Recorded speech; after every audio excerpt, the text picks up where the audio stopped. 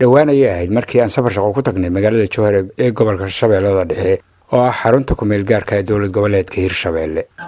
intii aanay caga dhigan diyaaradii aan saarnayn magaalada Jowhar waxay indhahayagu qabanayeen quruxda beeraha uu gobolkaas hodanku ku yahay iyo dhulka webigu dhex maro ee gudaha magaalada iyo hareeraheeda.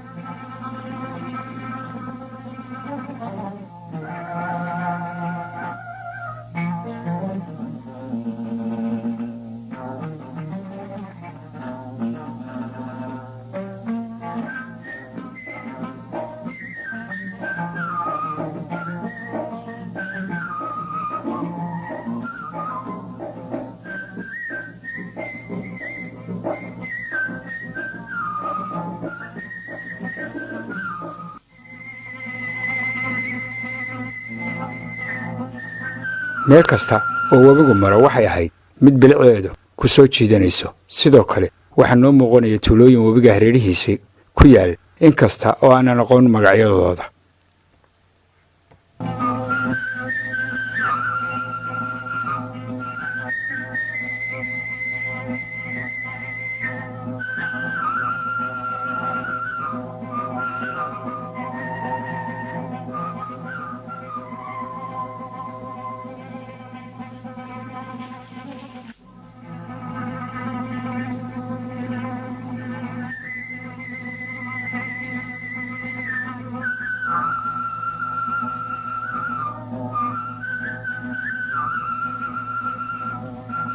dhulbeeraadkaas webigu maro intii aan diyaaradda ku dulhaadaynay waxaa qalbigayga ku soo dhacayay in inta ii muuqata ee dhulbeeraad ah ay ku filan yihiin Soomaalida oo dhan dhanka wax soo saarka beeraha.